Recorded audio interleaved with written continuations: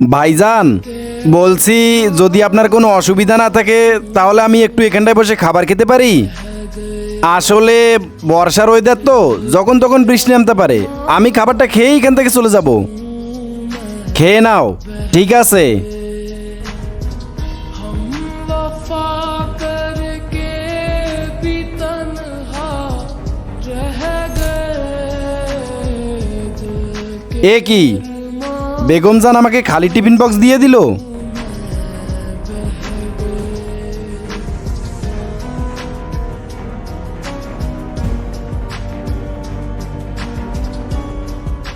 Hello.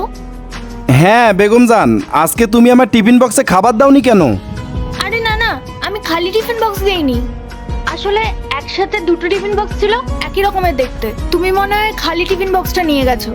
আরে বেগম জান, এটা তুমি কি করলে? তুমি তো জানো আমি বাইরের খাবার খাই না। ডাক্তার আমাকে খেতে বারণ করেছে, বাইরের খাবার খেলে আমার শরীর খারাপ হয়।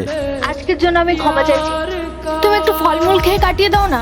ঠিক আছে, আজকে আমি কোনো কিছুই খাবো না, দেখি আমার কি হয়। बिछड़े यार का ভাইজান, আপনাকে অনেক অনেক ধন্যবাদ। এখন আমি আসি। দাঁড়াও, এখানে এসছো তুমি নিজের ইচ্ছায়, কিন্তু যাবে আমার ইচ্ছায়। মানে আমি কিছু বুঝলাম না। সব বোঝাচ্ছি, চুপচাপ গিয়ে ওখানে বসো। যেটা বলবো সেটা শোনো।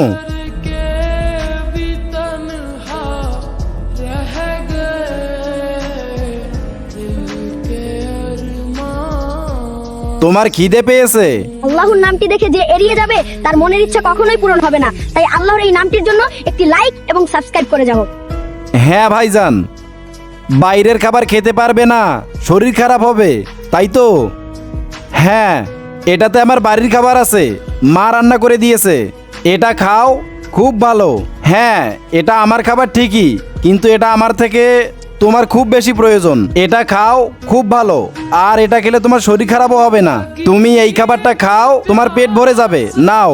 আরে না না ভাইজান, আমি এটা নিতে পারবো না। এটা তো আপনার খাবার, আপনি নিজে খাবার জন্য এনেছিলেন। ও, আমি বুঝতে পেরেছি এখন। আমি হিন্দু, আপনি মুসলিম, ওই জন্য আপনার আমার বাড়ির খাবার খেতে অসুবিধা হচ্ছে, তাই তো? আরে না না ভাইজান, সেটা তো কোনো ব্যাপার না, এটা তো আপনার খাবার। আর আমার আব্বু আম্মু আমাকে শিখিয়েছেন যে মানুষের মধ্যে জাতপাত নিয়ে কোনো ভেদাভেদ করতে নেই। দাদা, এদিকে আপনি আমাকে ভাইজানও বলছেন, এরপরে কি হলো দেখতে কমেন্টে পার্ট 2 লিখে যাও।